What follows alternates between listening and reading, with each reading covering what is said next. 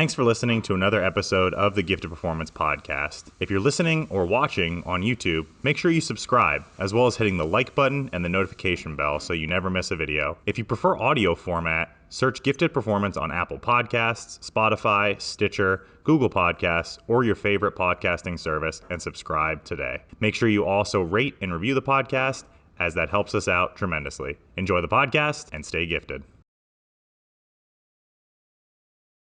Welcome back, guys. Another episode of your favorite show in all of the podcasting universe, the GPP, the Gifted Performance Podcast. What do we do for you? Well, we give you the knowledge and practical takeaways to improve your own general physical preparedness. In what fields? In fat loss, in hypertrophy, in sport performance, in all of it. Today, we're talking hypertrophy and fat loss. I've got the three professors within the Fat Loss and Hypertrophy Mentoring Lab in front of me today, Professor Kuza, Professor Polly Rocket, and Professor Complete Meathead himself. How is everyone doing today? I'm good. Well, wow, that was just pathetic. That was terrible. You guys act like you don't even want to be here. Like you don't want to hang out with me. I thought I sounded excited. Okay, Paul's excited. Paul, do you want to tell the people what you're working on today in terms of your grammar, your speaking on the podcast, and then go ahead and comment below with what you think about what Paul is working on here. Paul, let him know. Well, rather than actually fix myself and work on me, I'm using technology to just make my lecture as annoying as possible and have like 167 cutscenes. So I say and like less. So Paul's working on his likes and his ums. So you can start a like and an counter down below for him. That actually probably won't help. Don't do that. Don't be a dick. All right. Question number 1. Should we do it? Everyone's ready. I'm getting the head nods. People on Spotify, they're like weird, awkward silence. Nice. Just cut it. All right. Fuck it. Yep. Cut it. Just cut it. Cut right there. And we're back for another question. This question comes... Oh, fuck, man. These names. Albuterol Diana. What? Oh, shit. Yep, that is who the question came from. Her name is Anna, and her last name is Abuzaid. Ah. So, okay. Abuzaid Anna. So she's from Jersey. She's Lebanese. A nice Irish girl. All right, Anna. Irish girl. We're getting into your question here. All right. So Anna asks albuterol versus clenbuterol in terms of effectiveness and how it affects the body. So we'll preface this conversation with this being a purely theoretical discussion on the implementation of these two compounds for the purpose of fat loss. First and foremost, let's talk about the compounds that are albuterol, clenbuterol, and the pharmacological side of things, of how these things work and how they're applied by doctors. Who wants to snag that one? Dom, Paul? Tom. Well, so we know that albuterol and clenbuterol were designed as asthma medication to help with dilating your bronchioles so that you could breathe better. Because we know people with asthma have trouble with they have bronchial spasms and they have issues with breathing when they have asthma issues. So albuterol and clenbuterol were designed to alleviate that. We know that comes from because they are beta-2 agonists, so they attach to beta-2 receptors, and that is one cascade that causes muscle contraction, so we can see bronchial dilation from that. But we also see side label usage that turns into fat loss components of it, because when we see beta-2 receptors activated by these compounds, we see an increase in cyclic AMP, which increases pKa, which can cause more lipolysis and more protein synthesis, and actually can inhibit protein breakdown. So that's where the concept of utilizing in theory, these compounds for fat loss comes from. You said that there are some mechanisms there for protein synthesis, potentially muscular hypertrophy as well, right? Because when I first got into bodybuilding, I heard a lot of people talking about use of clenbuterol or very high dosages of clenbuterol actually being the opposite of that, being rather catabolic. But then you read some research in like pigs and animals that shows that these compounds can actually be anabolic. So where's the kind of disconnect, or what's the truth there? Paul. Me? I don't fucking know, man. No, I mean, no, it really does. It seems to be more effective in animals. But that theoretical kind of concept is there for humans. I mean, and that mechanism. But in practice, I don't think I've ever really seen it play out to where you can tease it out and say like, oh, for sure, somebody took clenbuterol and they built significant amounts of muscle. You know what I mean? And then also there are things to consider too, like maybe I guess sort of counterpoints to it, because there are some people that may take doses of this stuff that interfere with like sleep and stress and stuff like that as well. Like it's a big problem with clenbuterol and its really long half-life is that some people, especially if they take it close to bed, they do have trouble sleeping. Yeah. And I think that's one thing too, when Anna's asking the difference between the two, you'll see that like albuterol has a much shorter half-life than clenbuterol.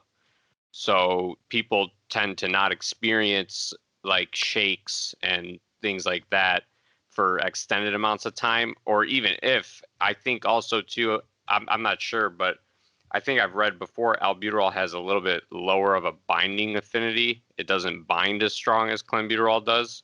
So the effects aren't going to be as great of clenbuterol, for example. And I think that's a reason why clenbuterol was taken off the market as a medication, because of how powerful it was. I think I've heard of albuterol almost referred to as like Clen's little sister or something. At the end of the day, these compounds are acting on the sympathetic nervous system, correct? They're increasing sympathetic tone or increasing sympathetic drive. So what kind of side effects can you expect from compounds like this? Some of the scary stuff that you can run into if you were to say, you know, I'm going on a fat loss diet, I'm going to throw clenbuterol in there all willy-nilly. Right. Oh, so I mean, there's a small stuff that Dom mentioned, like the getting jittery, and then there are some people, for instance, who get like high anxiety with clenbuterol, and that's where maybe albuterol can be a sort of second option. But in terms of long-term effects, like these compounds are not going to be great for like cardiovascular health, for instance, especially when people start, you know, compounding on top of that with like thyroid medications or other like anabolic compounds and such as well for long durations of time or high doses. Yeah, because we know that the heart has beta 2 receptors too. So we could see some hypertrophy of heart tissue that we don't want to see with extended use and high dosage use. Yeah. Sorry. No, and then potassium depletion is a big one that you could see with these, and then that could cause heart arrhythmias and whatnot. Going back to Dom's thing on the receptors, because they are going to increase heart contractility, heart rate, and also peripheral resistance. And another funny thing about clenbuterol is that because it's an anabolic agent, if it's given in the right dosages to animals, you'll actually see some professional athletes from certain countries that have less regulations in terms of what drugs you can give to livestock test positive. Oh no. Do we lose Ryan? I think I'm back. He's back. I think I'm back. He's back. So I remember a story of like 17 members of the Mexican national soccer team all testing positive for clenbuterol, and the reasoning was that they ate like tainted pork, and the livestock in that country, I guess, were fed high concentrations of clenbuterol, and even famous boxer Canelo Alvarez tested positive for clenbuterol, and he said the same thing. He used the same story. I was visiting my family in Mexico. We had some pork, and it must have been tainted with clenbuterol. How much truth is there to that? I don't really know. Just asking you guys, is that something where you think that could be like a logical story? I don't know. Or were these people just taking Clen to get the advantage, and they were just I ate some pork. Oops. It kind of sounds like they were just taking it, because if you look at the sports they were playing, they're endurance sports. Yeah. Boxer needs to go a long ways. Soccer players need to run a lot. So I don't know how much eating pork did that to them. Damn it! You crushed it for me. I thought that sports were clean. I remember reading that story and just being like, "Oh yeah, sure, it's the pork. That adds up, definitely." Yeah. Would that even? I don't feel like it because that would mean that Dude, think about like the beef we eat and the chicken we eat. Yeah, that would mean that the Clen would have to be stored within the muscle of the pig. That would have to survive the slaughter of the pig, the preparation for consumption, be consumed, survive human digestion, and still be enough of it in concentration for you to test positive on a compound that has an obscenely short half-life. As we dig a little deeper, this story seems less and less likely.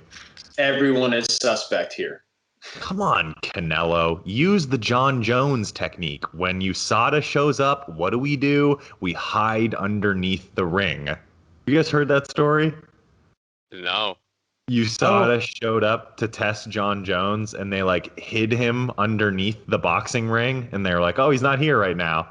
And then they came back a week later, and he tested positive anyway. There's a few stories like that. There's one with wasn't there one not that long ago where is it Serena Williams? Is that the one that's the really good one? Yes. Yes.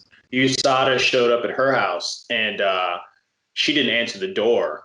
And she locked the door and barricaded herself in the house because she said that she was just scared because there was a stranger at her house. Yes. Yeah. Hello, I'm with USADA. Stranger danger.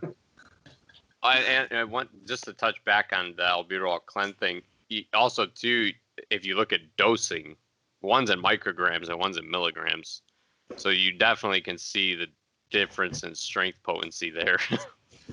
So these are conversations that you want to have, preferably with someone that doesn't have MS or BS after their name. They should have MD after their name. Those are the type of people that you want to have these conversations with. Unless you just want to throw caution to the wind, in which case you do, live your own life. We don't want to tell you how to live. All right, our next question comes from @Sal Beatbox. SALLE Beatbox. You guys ever have any friends when you were younger that would be like, "Yo, listen to me beatbox real quick," and you would have to just stand there and be like, "Yo, this is super dope," but actually you were like, "This is so painful. This is so bad." No, I didn't have any friends that did that. Did you have any friends? Not really. See, there's your issue. Jay is like, "Holy shit, I was the beatbox guy. I was the beatbox guy all along."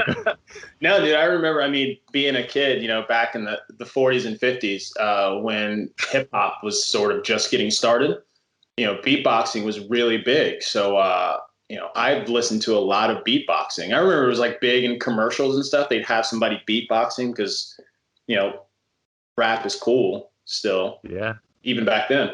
And that was the big thing was beatboxing. So honestly, cool, Sal, it is coming with completely alternative. He's like, "Yeah, it's just dope."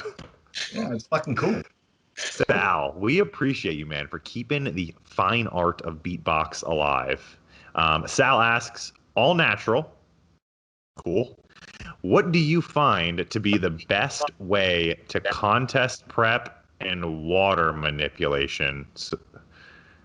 Okay, all right. How do we want to do this one? Translation. Water manipulation. Water manipulation at the end of a contest prep. Best ways to handle that all naturally. So let's say peak week. What do you guys do with your clients to kind of manipulate water near the end of a contest prep?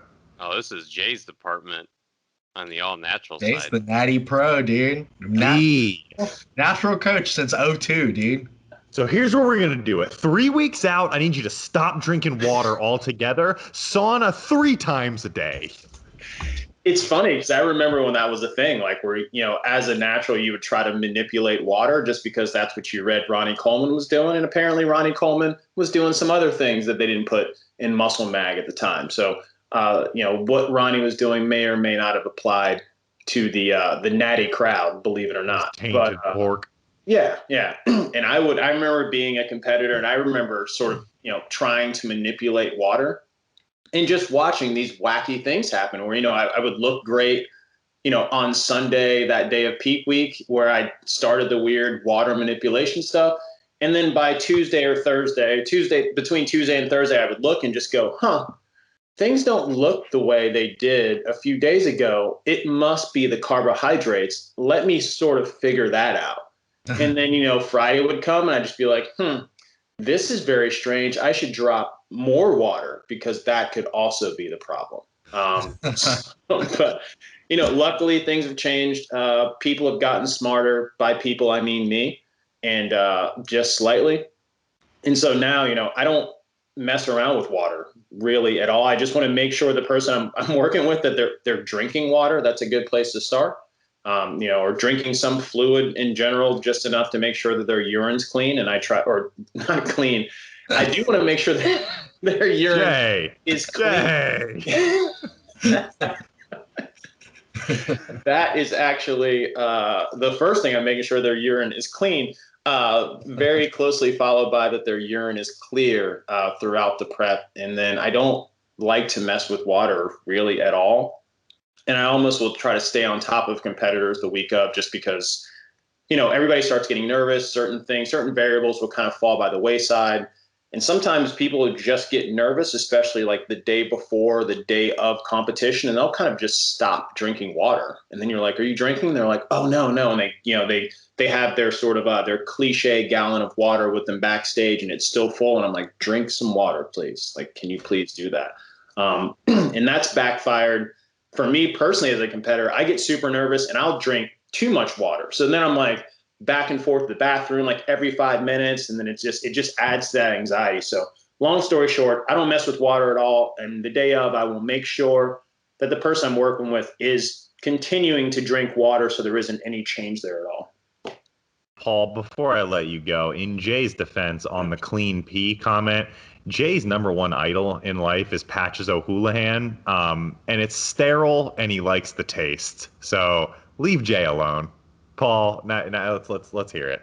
No, I mean, Jay just made me think about how you've had some people that will neglect the water. Have you ever gotten onto them about that, and then they just start killing the water, and then their look does some really weird stuff? I had that happen once, and I was like, what did you do? Because it was like 2:00, and he's like, oh yeah, I've been waiting in lines and running like to grab like stuff the day before the show to his hotel or whatever. I'm like, you haven't drinking any water? And it's like 2, and then he just starts slamming it, and I'm like, you just look weird now, dude. Yeah, I think people, especially, and we've had conversations about it before, competitors start to do weird things, 8-ish weeks out, they just start getting in their head a little bit too much. So I've definitely had some people that have like not drank water on a Friday, and I'm like, hey, how much water have you drank? I'm like, oh, I haven't drank any. And I'm like, okay, we'll start drinking some water. And then they send me pictures Friday night Friday night is where I'm looking for a certain look. And then they send me a picture. I'm like, what happened here? Like, they're super flat, like far more flat than I want them to be, just because they basically, they've pissed out all their electrolytes now. And then we're doing this weird sodium-y, watery situation to try to like get them back to normal, and then trying to push carb. And then I mean, towards the end of a contest prep, when you're really lean, your digestion is all whacked out to begin with, and then you're trying to add carbohydrates, which can add to that sort of level of being uncomfortable. And then now you don't have any water in your system at all. So people will just get bloated in those situations and just weird things happen. Then they start getting anxiety. So then they're stressed out and then just weird things happen. So long story short, kids, drink water throughout. Yeah, I think that was what taught me. And I think this is something like me and Dom will do now, is tell people how much water to have with each meal. Because before I used to just be like, how much water were you drinking? Okay, gallon and a half, whatever it is. Just have that by the end of the day. And then there would be those days, a couple days out, where they would just do crazy stuff like that, like finish all their water the last 6 hours of the day or something.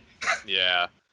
So like probably like 3 weeks out, I'll try to lock them in at a water intake and just like be like, what have you been drinking? They tell me 5 liters a day. I'll just say, okay, 5 liters a day, all your fluid, count it.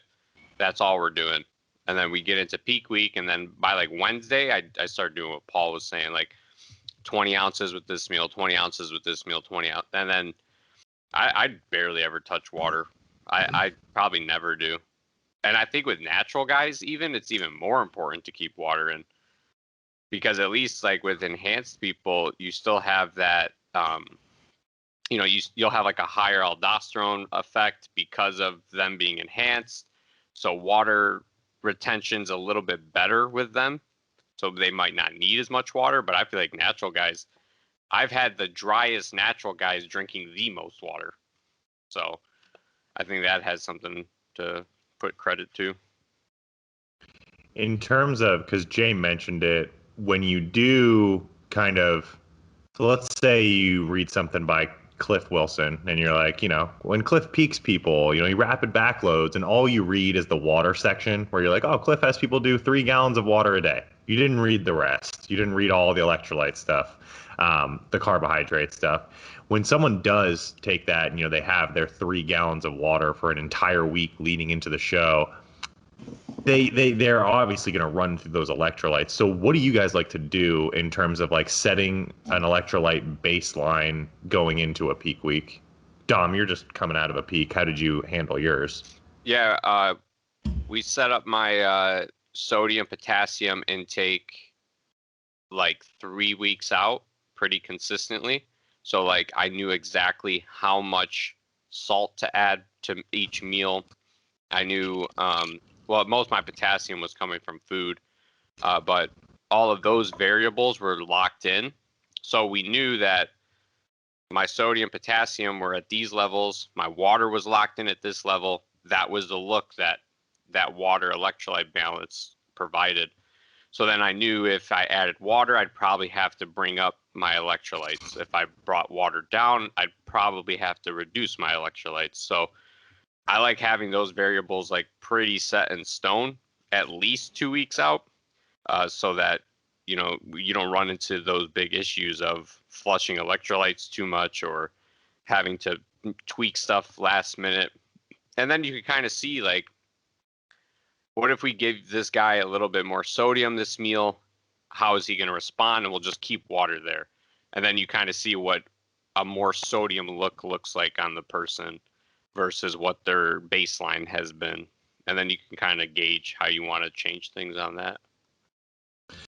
It's one of the funniest things for me when you hear coaches or you hear athletes posting their pictures online and they're like, this was a really flat look. This was a really watery look. This was a really like salty look. And you're like, this person just has no fucking clue what they're talking about. So maybe walk me through what those visually look like to you when you see someone who's like truly flat, when you see someone who's truly like overhydrated. I know, like, for myself, I have this one photo of Christina from her first national show where I didn't give her much water and I just pounded her with food and sodium, dude. And it was like this smooth, it was really full, but it was like this smooth, bubbly, but also kind of like, I don't know. It's just so round and smooth. I don't know how to like really relay it, like what it looks like without having like a photo example. I think the way I describe it is it's almost like, you know how you can get like too much of a pump and it almost sort of makes things look blurry. If that Yeah. makes any sense. That's what it kind of looks like to me. When somebody hasn't had enough water and they've had too many carbohydrates, they just look like almost stay puffy in their abs as opposed to looking crisp. It's like you can just see the indentation of their abs, but you can't really see what's going on there, but they look lean. It's just a weird sort of look. You have to, I don't know. I think if you have the eye, you can definitely see it. It just looks very strange. Is that what you guys see typically? Yeah, I think that's a phenomenon of like very high intracellular and very high extracellular water. There's just like a lot of water retention overall. So you get that fullness, but that layer of water under the skin is preventing the kind of like that detail from being shown. This is a look that like I see a lot of like huge bodybuilders bring to the stage. Like someone like Dallas McCarver, like his legs always had that look where they were just like, as Paul likes to say, dick busting full, but they never really kind of had the separation, the grain, the striations of someone like a Dom Kuza.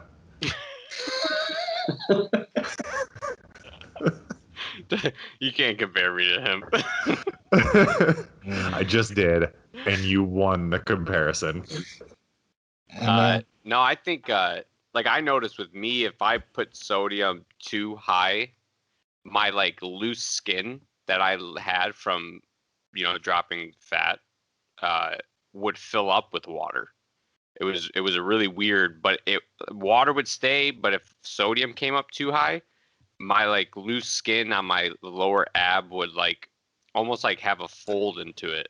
And if I flexed my abs down, like you could see at the bottom that there was almost like a little bit of like water pouch there.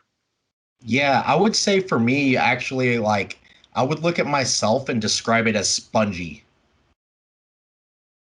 like a spongy look. But I had some body fat to lose, so like a shrink wrapped sponge. How about something like a just a super flat look? Like what does that visually look? Because I think a lot of people they call themselves like, oh, I was just a little flat. Like, nah, dude, you had like 6 pounds of body fat to go. But what does like a true flat look like to you guys when you look at a client's picture and you see that? What are you noticing? Definitely like no pop to their muscle. They might even lose some. Actually, I think they look even more striated, but there's way less three-dimensional effect to it. So I notice it a lot in guys' chests.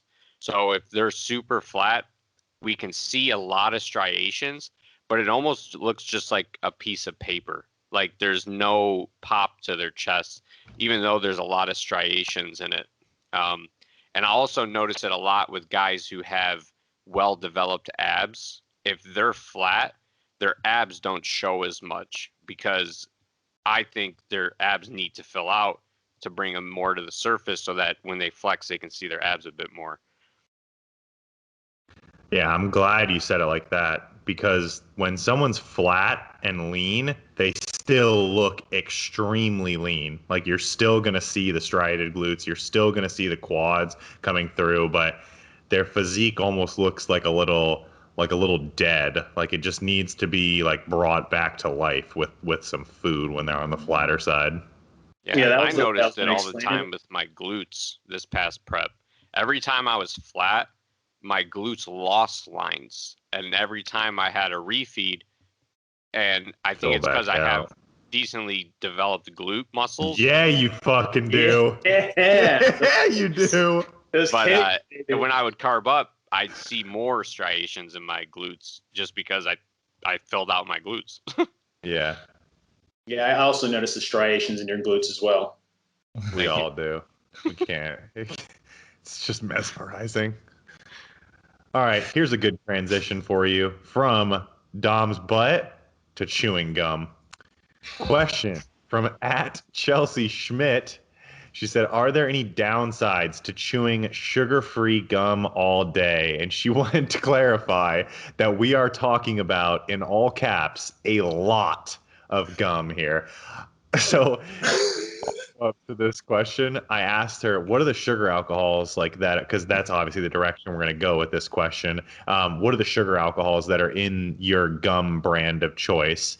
And she sends me a text and says, "Here, I emptied my backpack, and I'm not even kidding you. It was like 14 packs of gum that were on the floor." She's like, "These are them. There are all sorts of sugar alcohols." So this really is a lot of gum here. What are some downsides that come to your guys' mind right away? Uh, digestion. Yeah. So, I mean, again, we get back to the sugar alcohols. What kind of an effect can sugar alcohols have on your digestion, and why is the answer explosive diarrhea?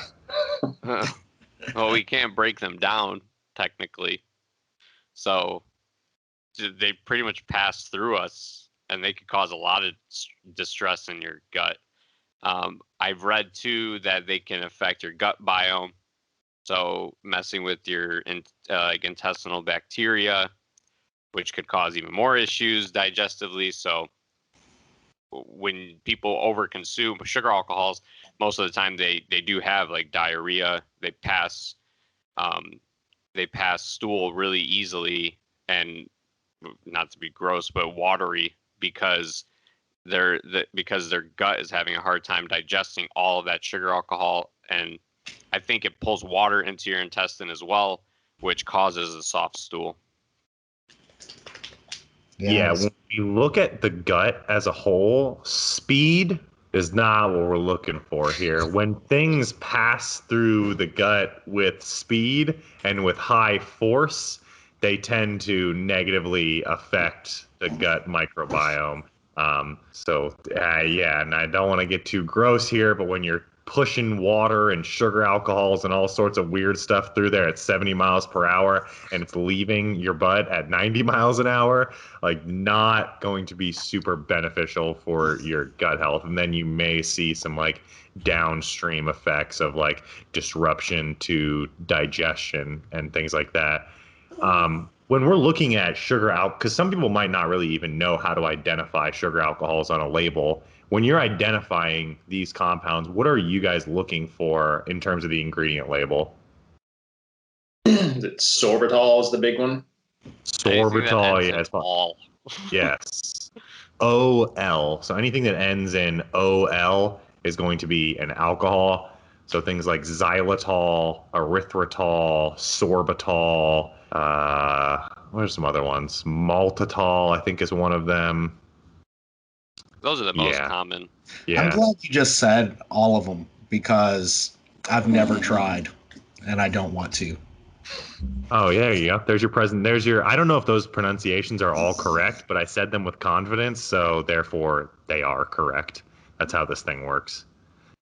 Now, here's one for you guys. The effect of sugar alcohols on blood glucose control. Because you'll hear some people say, these things are absolutely horrible for people with diabetes because they create these big swings in blood sugar.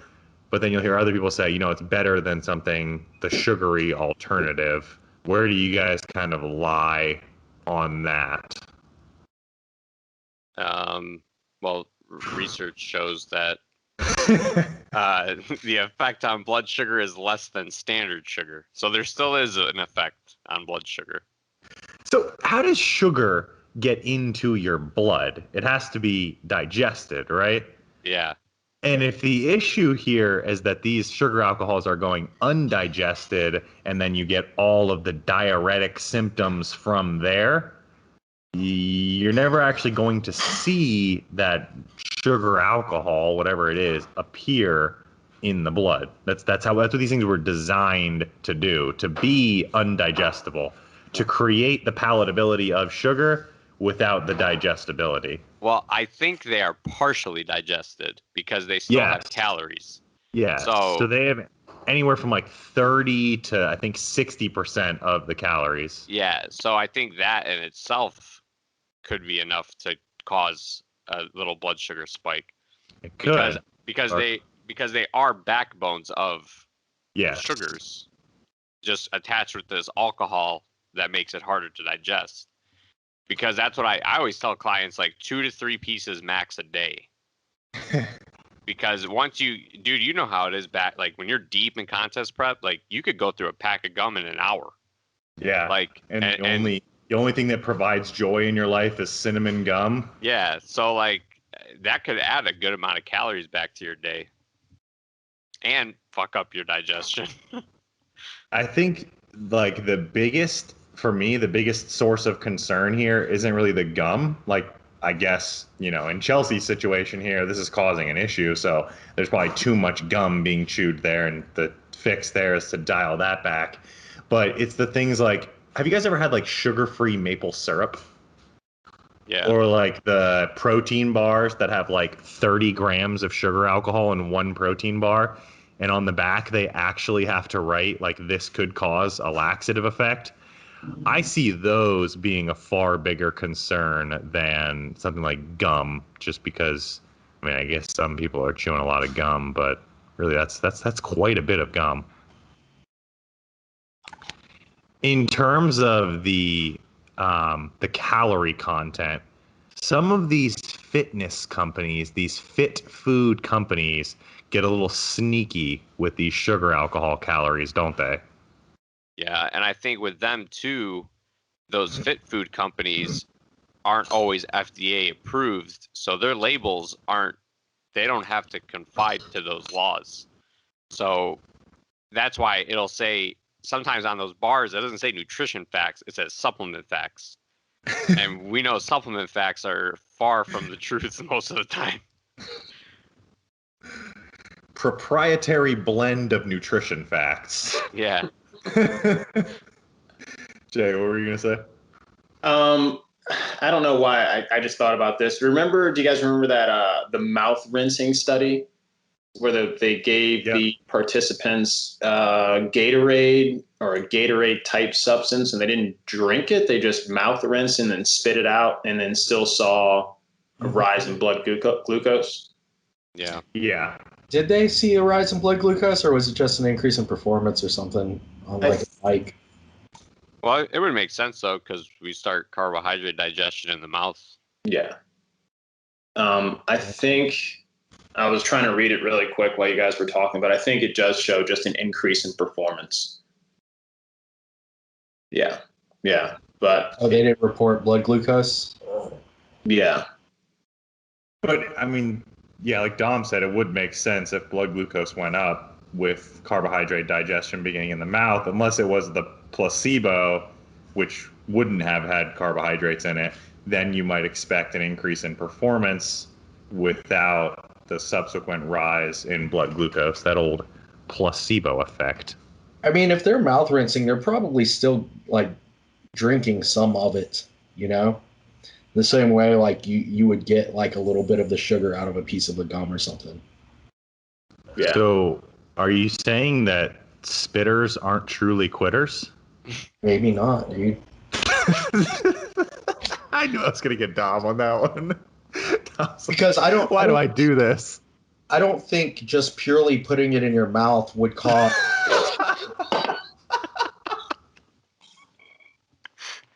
We're going hypothetical here because I don't know what it's like to put it in your mouth, but I would think.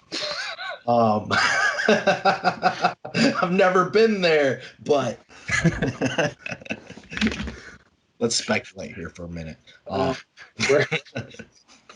Guys, make sure you sign up for the mentoring lab. You get all sorts of good stuff inside of there at $99 a month. Because the presence of higher blood glucose in your blood would be the start of feedback for releasing insulin or whatever. But because glucose digestion does start in the mouth, but that's just through amylase. There's not like I'm not aware of like some connection between glucose being in the mouth and signaling to the hypothalamus that, hey, we have blood sugar to take care of. Yeah, Yeah. that's Then I basically think what it you would be able to technically create an insulin response just by putting something sweet in your mouth, right? If that was the case. That would need to be true. So I would just think that there would be some residual left after they spit that would go in. For sure. For sure, dude. Definitely. I think that just about does it on that question. Guys, I hope you really enjoyed that. It really tailed off there at the end, and we apologize. But we're going to bring it home with this one right here. A question from @JSP_training. Hey, Juan, how are you? Juan asks, thoughts on mini cuts. Guys, stop fucking wording questions by just saying thoughts. Well, I got a lot of thoughts. You want to know any specific ones?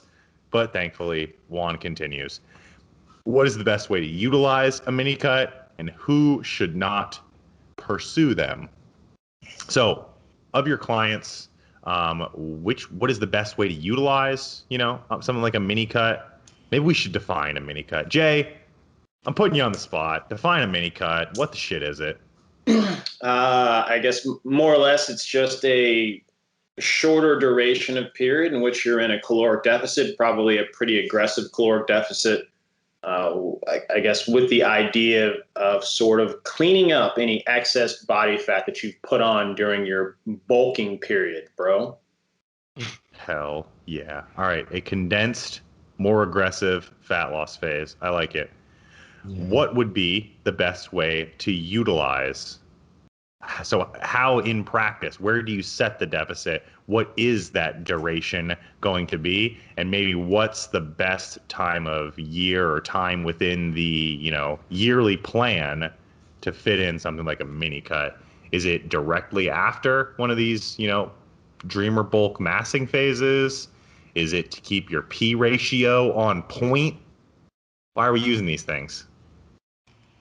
I like to use mini cuts when sometimes if somebody's appetite goes really bad in the middle of a growth season or a growth phase, I'll chop like hard, maybe 20-25%, and just keep it there and not touch it again, and just let that ride for like, I don't know, 5-6 weeks, and then can start bringing their food up to see how their appetite responds back to their growth phase. And then just once food gets to a good point, we can go into a maintenance phase. I like doing them too before a growth phase if someone is not as lean as they should be.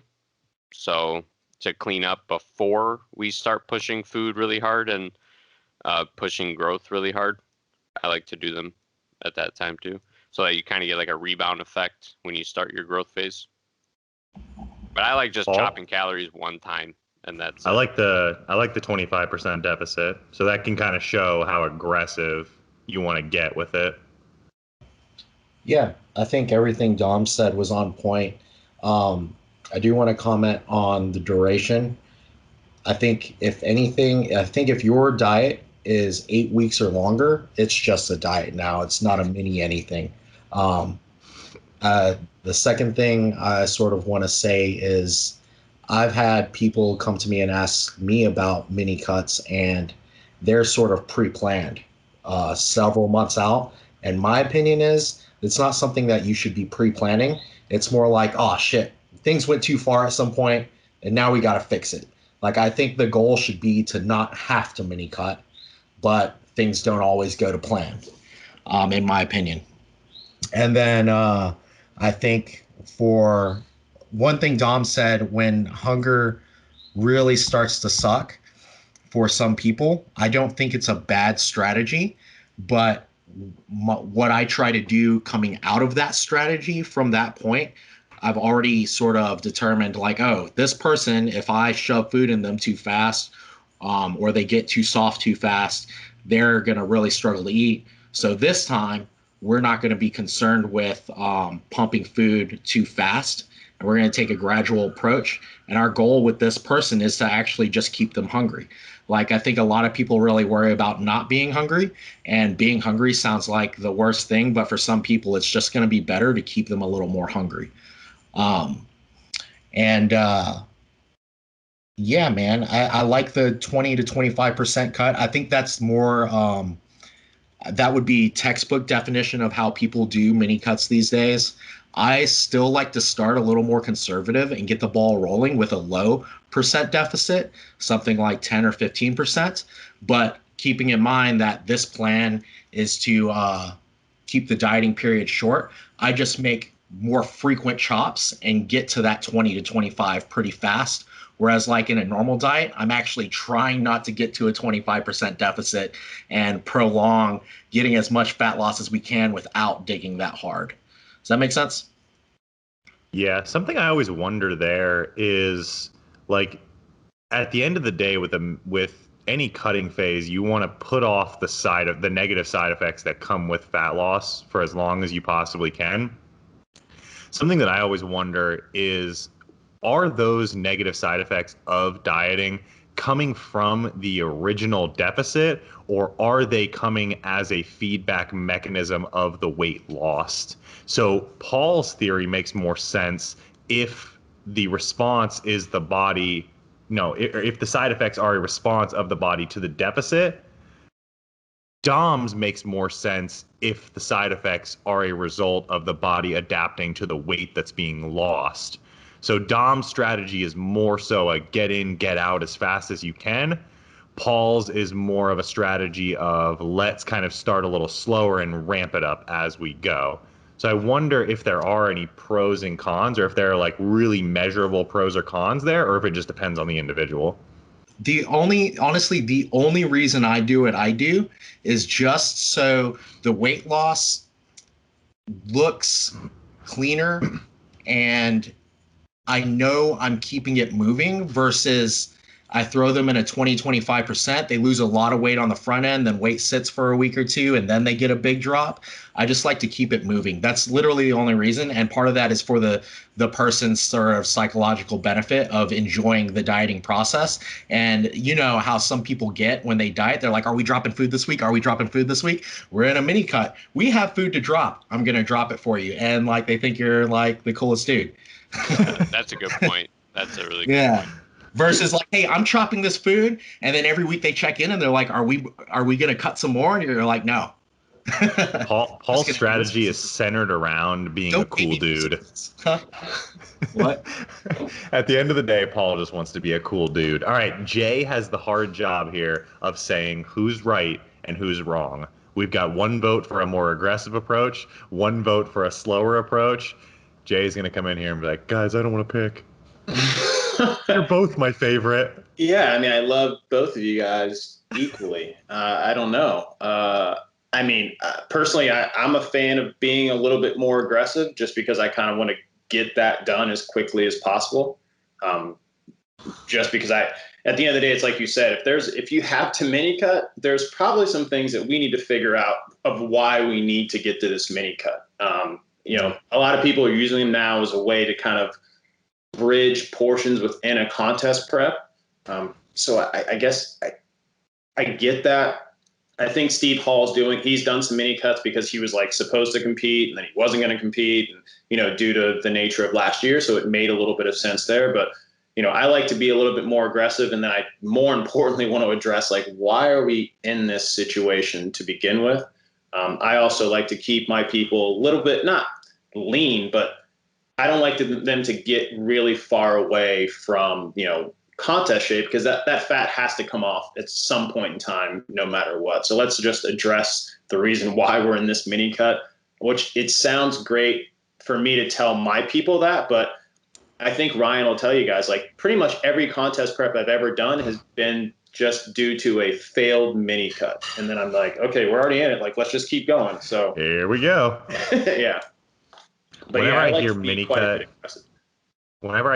cut, now, I think about, like, must have been like 20, maybe 30 episodes ago on the Revive Stronger podcast. There would always be that like interlude with Steve where he was like, fast, efficient fat loss. Does that sound like it's right? I don't know why he's Australian now. Oh man, I butchered it. I'm sorry, Steve. I'm so sorry.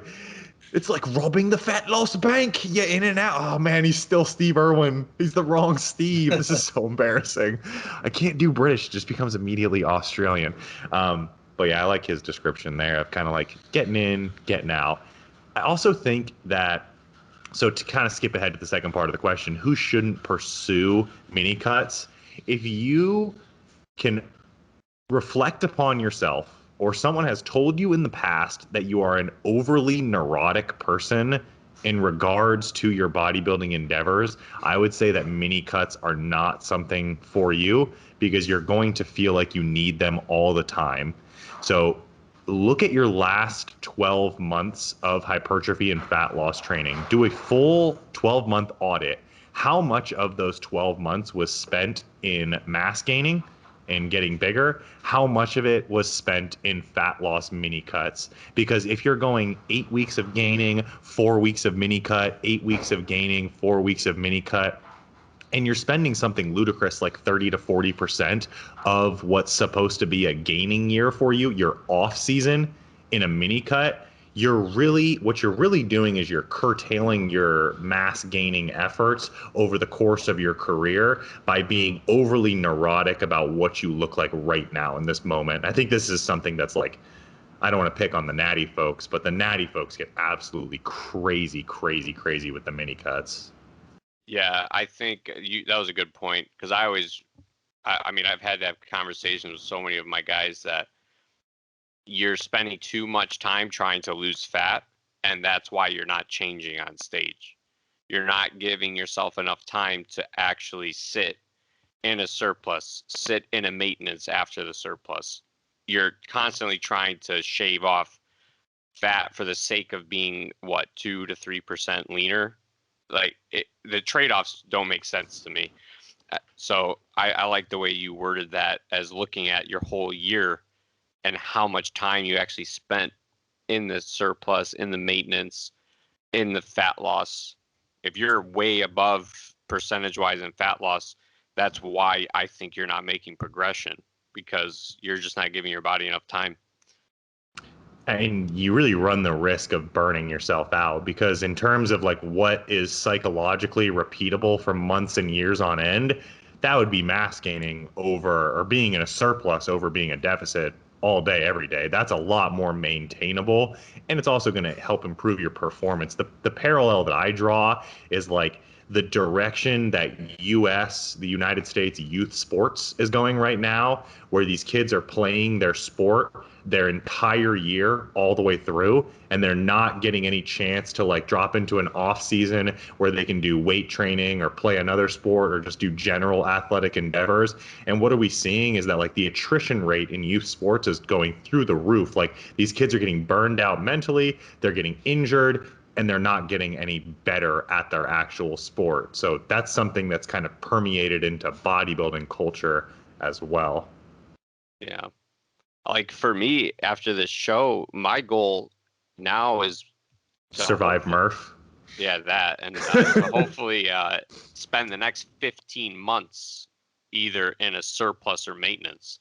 I don't want to get to the point where I have to spend some of those months in a deficit, because I want to make as much progress as I can, because next year I've been toying with the thought of doing something again at the end of next year. So if I can just take a little bit of the end of next year as my fat loss phase and these next 15 months in a surplus or a maintenance only, I could theoretically make a good amount of progress in that time. And I don't want to derail us too much into like the enhanced side of bodybuilding, but I feel like there's a subset of that world where maybe dosages are being pushed too high and compounds are being used year round that probably shouldn't be, because there is that drive or that impulse to always stay stage lean, to always look good, and to always be competing. So to progress, if you're not giving yourself the time to progress, There is one other thing that you can kind of inject into the scenario to artificially push yourself forward, and that's more compounds or higher dosages. Short term, you reach your goal. Long term, you may kind of feel the ramifications of that. Paul, would you say that's accurate from that side of the world? Yeah, I think there's definitely a subset of people who kind of go that route, whether they mean to or not. Yeah, trying to expedite the timeline by making manipulations to other variables in the equation, maybe at the expense of their own health. Yeah, I mean the culture's just changed a lot, with I think social media is part of it, but where a lot of people come up thinking that that's what everybody does. Like all the people that are good, they stay lean all year. They do 2 or 3 shows a year, and they don't see, maybe the older individuals or the points of an athlete's life or a competitor's life where they would spend 2 or 3 years at a time not dieting. Or they just see somebody that just got their pro card and now they're trying to go to the O in the same year and they do like 3 back-to-back shows. Like that's not how that person built all that mass and all that size, and not what they were doing the majority of their career. Yeah, that's a good point. And even if you do see someone who's competing all the time, so I use myself as an example. I competed 14, 15, or 2014, 2015, 16, and 17. From 14 to 15, I got better. 15 to 16, I got better. 16 to 17, I took a massively large step back, not only in the size on stage, but also in conditioning. So I kind of rode this wave of getting better completely in spite of myself. And then eventually you grind to that halt of okay, now you really got to take some time off if you actually wanted to improve. So a better plan for me maybe had been take 17 and 18 off to compete again in 19. So yeah, a lesson learned. And we see these examples too. I can think of 2 people. I won't say the names, but It's one Dom of and Jay. one of a power lifter that for many years I think tried to compete in 198 and stayed shredded, and then they make their transition to bodybuilding and they're not worried about that weight class anymore and they just blow the fuck up, and that's what can happen. Like if you try to stay too lean, you really limit yourself. And, I can think of another competitor that competed very frequently since they got their pro card. And now for the first time, they're taking a couple of years off and they are finally blowing up. Yeah, I think that's a really good point. Time.